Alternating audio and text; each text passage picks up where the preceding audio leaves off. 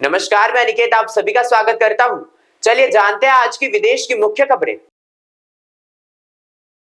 इस्लामाबाद में आयोजित एक समारोह में पाकिस्तान के प्रधानमंत्री शहबाज शरीफ ने कड़े शब्दों में कहा कि अगर कोई उनके देश के जल स्रोतों को रोकने या छीनने की कोशिश करता है तो उसे एक बूंद भी पानी छीनने नहीं देंगे। यह कदम भारत द्वारा सिंधु जल संधि को निलंबित करने पर आया। उन्होंने चेतावनी दी है कि ऐसे किसी प्रयास की स्थिति में पाकिस्तान ऐसा सबक सिखाएगा कि आप अपने कान पकड़े रह जाएंगे। यह बयान जनरल असीम मुनीर के धमकी भरे बयान के ठीक बाद आया है, जिनके मुताबिक यदि भारत कोई बांध बांधता है तो उसे 10 मिसाइल से निशाना बनाया जाएगा। इस कूटनीतिक जंग ने सीमा विवाद से अधिक गहराई पकड़ी है। अब पानी के अधिकार भी राष्ट्रीय सुरक्षा के केंद्र में है।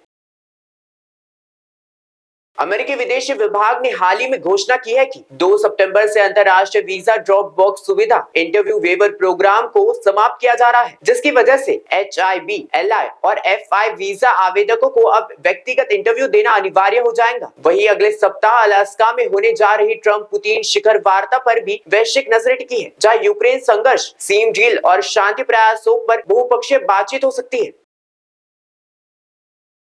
भारतीय प्रधानमंत्री नरेंद्र मोदी ने अगले महीने सितंबर में नई आर्क में संयुक्त राष्ट्र महासभा UNGA में भाग लेने अमेरिका जा सकते हैं। इस यात्रा के दौरान डोनाल्ड ट्रंप ने द्विपक्षीय वार्ता की संभावना है, जिसमें वैश्विक रूप से व्यापार और टैरिफ संबंधों तनाव को सुलझाने की कोशिश की जाएगी। यह बैठक दोनों देशों की कूटनीतिक स्थिति सुधारने की दिशा में महत्वपूर्ण कदम माना जा रहा है, खासकर ट्रंप द्वारा भारत पर लगाए गए 50% टैरिफ के परिप्रेक्ष्य में।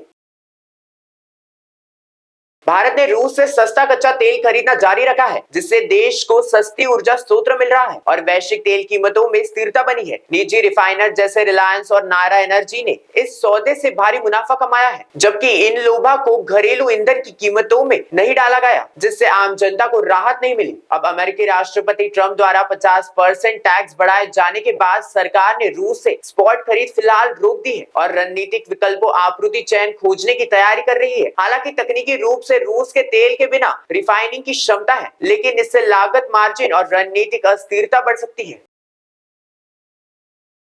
हाल ही के दिनों में आयरलैंड में भारतीय समुदाय के खिलाफ रंग भेद से प्रेरित हिंसक मामले की घटना सामने आई है। इनमें एक 6 वर्षीय बालिका पर हमला, एक शेफ का लुटेरे द्वारा मारपीट और एक टेक्नीशियन पर डंडों से हमला शामिल है। इन बढ़ते हालातों को देखते हुए भारतीय दूतावास ने सुरक्षा बढ़ती चेतावनी जारी करते हुए नागरिकों को सुनसान स्थानों से बचने और सतर्क रहने की सलाह दी है। इस बीच अगले सप्ताह मनाए जाने वाले इंडियन डे कार्यक्रम आयोजकों द्वारा रद्द कर दिया गया है, क्योंकि समुदाय की सुरक्षा सर्वप्रथम है। राष्ट्रपति माइकल डी हीगर ने इस हिंसा को अस्वीकार्य बताया और सांस्कृतिक सहिष्णुता के महत्व पर जोर दिया। आज की विदेश की खबरों में फिलहाल बस इतना ही।